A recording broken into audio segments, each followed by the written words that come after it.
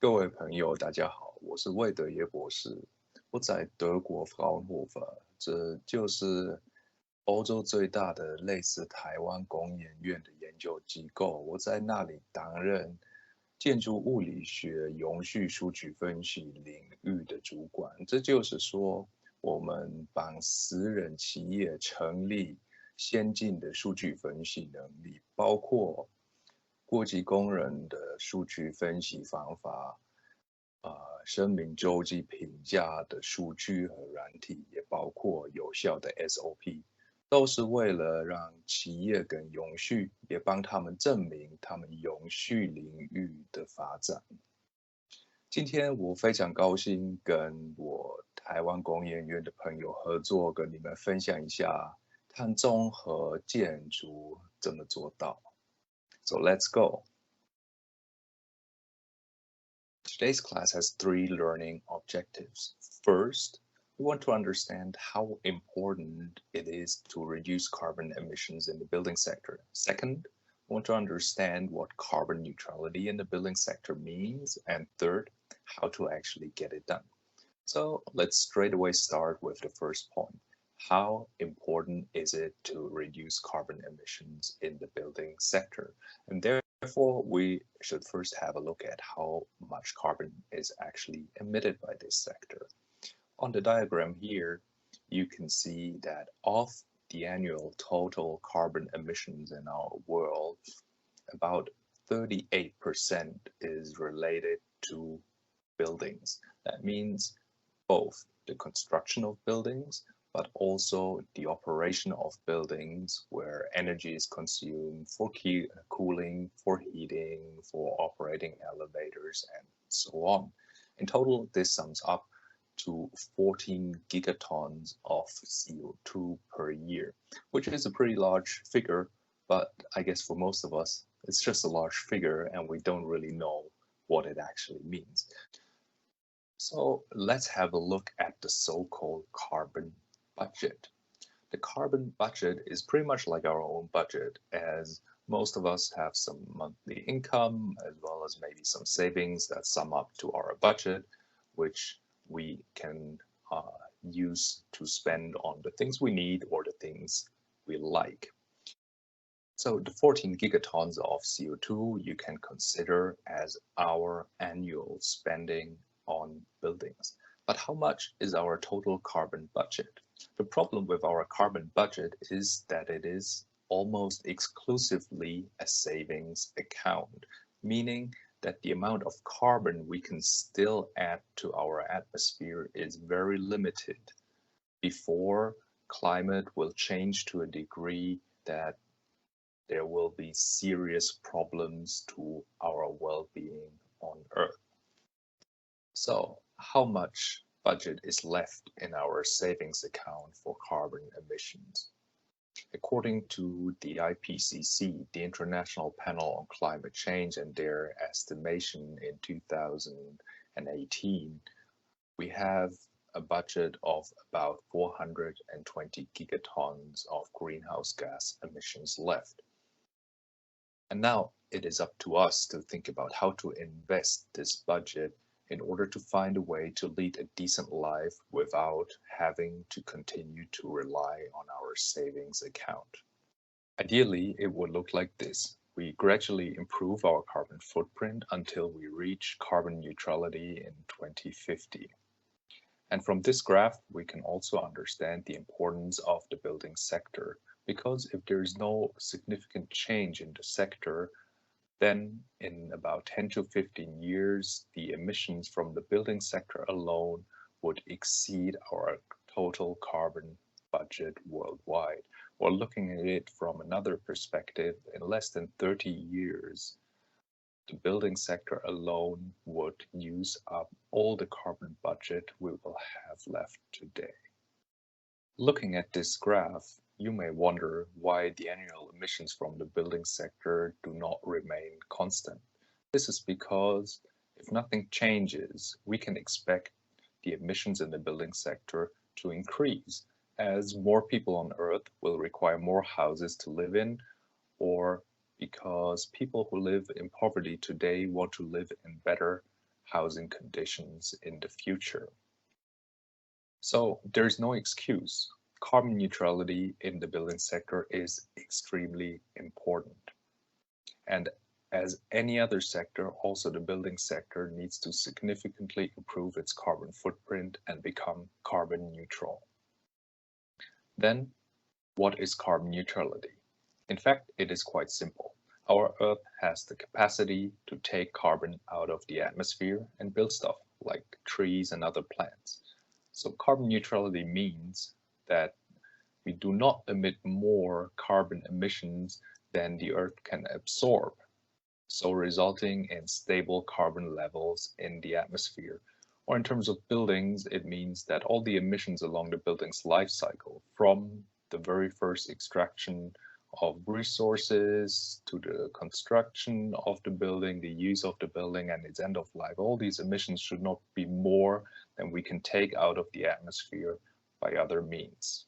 For example, planting trees. So, how to become carbon neutral? How to create carbon neutral buildings? Basically, there are 3 steps. First, you need to calculate the life cycle carbon emissions from buildings, the so-called carbon footprint. Second, you need to try everything possible to reduce this carbon footprint as close to zero as possible. And then third, compensate the remaining emissions, meaning finding ways how to take these emissions out of the atmosphere again. So let's have a look at these 3 steps in a bit more detail. First, how to calculate a building's carbon footprint. Basically, there is an international standard you can use, so-called ISO 14067, specifying all the things you need to do in order to calculate a carbon footprint of a building or other products. The standard tells you basically that you have to collect data for the carbon emissions along the whole life cycle of the building, from the very first extraction of resources to its end of life. It also tells you what kind of emissions you need to take into account, because there's actually not only CO2, but also many other greenhouse gas emissions like methane or HFCs you need to account for. If you want to know more about the topic, I can recommend the lecture of my friend Huang Wenhui on 用科学选择你的减碳生活. He has great explanations on the whole methodology and how to do the calculation. But back to our main topic, calculating the carbon emissions of a building. Here you can see the results for the carbon emissions of a typical building in Germany, where you can clearly see that the use phase and the energy consumption in the use phase makes up really for the most part of the carbon emissions in the building's life cycle. And with the heavy demand for cooling in Taiwan, we can expect a similar picture here.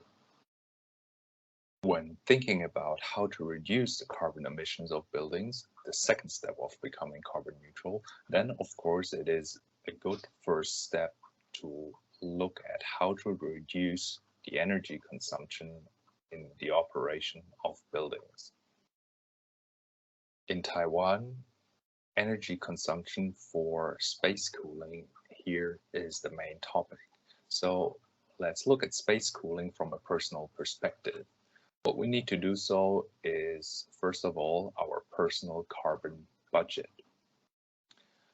This would be today if we shared all the carbon emissions fairly between all the people on Earth, about 3.5 tons. Of course, people like us living in Taiwan or in Germany, we are not down at this level yet, and our total carbon emissions per year are about 10 tons or more. And if we look ahead 10 years in time and follow our reduction plan for carbon neutrality in 2050, then actually our annual budget would only be 1.8 tons per year. Then what else do we need to know? How much electricity we actually consume for space cooling in Taiwan. Luckily, Gongyan Yuan already did some research on that, so we can use their results. And finally, we also need information on the amount of carbon emissions that are emitted by generating electricity in Taiwan. And this kind of information you can find in a database provided by the Taiwan's EPA, as far as I know, also generated in collaboration with Gongyan Yuan. And with this, we have everything to look at our personal results. And these results clearly show that only with cooling, we almost use up our today's total carbon budget. And if we look 10 years ahead, actually only cooling would completely blow our budget. So we really have to do something about cooling. And luckily, there is many things we can do and many solutions we have to reduce the carbon footprint of cooling. So, for example, we have a lot of technological solutions to bring down the carbon emissions of cooling. Like we can go for better insulation of our buildings, we can use energy efficient windows and doors, we can use more efficient heating. For Germany, it's mostly about heating, or in Taiwan, more efficient cooling systems. And if we do all these things, we can create energy efficient, low energy buildings. And such buildings can save energy and related carbon emissions compared to a baseline scenario of 80 to 90%. And then if we would also generate electricity from renewable sources like wind or sun, then we already be at carbon neutral cooling. However, what we can also see in this graph is that increasing the energy efficiency of buildings requires more and better materials and technologies, and producing these materials and technologies, of course, also causes carbon emissions. So the emissions from the construction phase of the building compared to our baseline scenario actually increased a little bit. However, in total, we still have significant net savings for the life cycle of our building. However, to become carbon neutral, we also have to look at the construction phase. So we also need to do something about construction. And one thing we can do is to use more renewable materials such as wood. And such materials have a major benefit. In their growth phase, they actually absorb carbon from the atmosphere. So as you can see here in this diagram, this can be regarded as a negative carbon emission, meaning that after this process, there is less carbon in the atmosphere than before. And even if we take into account that running a plantation, manufacturing components from wood, the transportation and so on, this would still be a net negative carbon emission for the production of a wood building component. And the good thing with buildings is that the lifetime is very long. So we actually store this carbon we took out of the atmosphere for 50 or more years. However, at the end of life, then it becomes crucial what we do with the leftover wood material. What is very common today is that we burn this material in order to create energy. Then, of course, all the carbon that has been stored in the wood is released into the atmosphere again. Electricity from coal, gas, or oil. However, in the future, we should rather think about material recycling of wood. And there are also many solutions on the way already. For example, reuse as a baseline material in the chemical industry. Another very important thing we need to take into account when talking about renewable materials is their natural availability without causing significant harm to other natural resources. For example, it is no solution to turn rainforests into plantations, as the impact on biodiversity would also cause significant harm to people on Earth. So, after all, there are some natural limitations for the use of renewable materials in buildings, but there are also some technical limitations. For example, for the use of wood as a structural material in high-rise buildings. So this means that in the future, buildings will still rely on materials like steel or concrete, and it is crucial that also these industries pivot towards climate neutrality. So we have seen that technological measures can help a great deal in reducing the carbon emissions around the life cycle of buildings. In the end, however, even if we implement a wealth of measures, we might still end up with some carbon emissions. We would have to compensate in order to claim we're really carbon neutral. This is the third and last step of becoming carbon neutral. In order to compensate the remaining carbon emissions, you can buy so-called compensation certificates. This means you pay someone else, a third party, to run activities for you that reduce carbon in the atmosphere. For example, planting trees or capturing and storing carbon in another way. Furthermore, there are also some trading schemes where you can buy the carbon budget of other companies that don't need their own. So now I think we all have a good idea what the 3 steps to carbon neutrality, measure, reduce, and compensate are all about. Let's now also have a look at what the practical implementation of these 3 steps look like. And there are 2 important aspects that I want to point out that make practical implementation, let's say, at least a little bit tricky. The first is that the 3 steps are actually part of an iterative process. That means you do not only do the carbon footprint calculation once, then go for some reduction measures, and then go for the compensation. No, in fact, whenever you come up with a design solution, you of course want to find out what kind of impact this idea of yours has on the carbon footprint of your building. And I think it's clear to see that you have to do this calculation many times throughout the building design process in order to come to a really low carbon footprint building design. In the end, you still may want to go for a compensation and get a sustainable building certificate, best from one of the internationally recognized sustainable building certification systems, as in Germany, for example, the DGNB system. The second thing I want to point out is that it is very important to start with the first carbon footprint calculations very early in the building design process, because the more things are already designed in detail, the more expensive it will be to actually come up with design changes. However, the earlier you start, the less information on your building design will be available, and the more difficult it is to come up with robust results regarding the carbon footprint of your design. So how to deal with these 2 challenges in practice?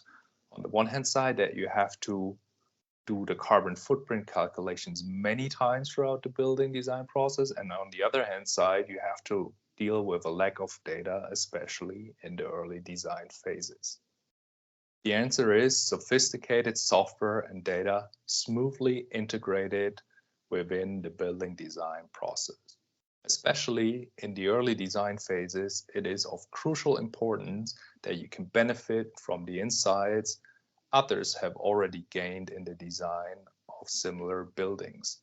In this regard, carbon footprint or life cycle assessment LCA databases can help a great deal. Another important aspect is the integration of LCA tools with the very tools that are used in the building design process.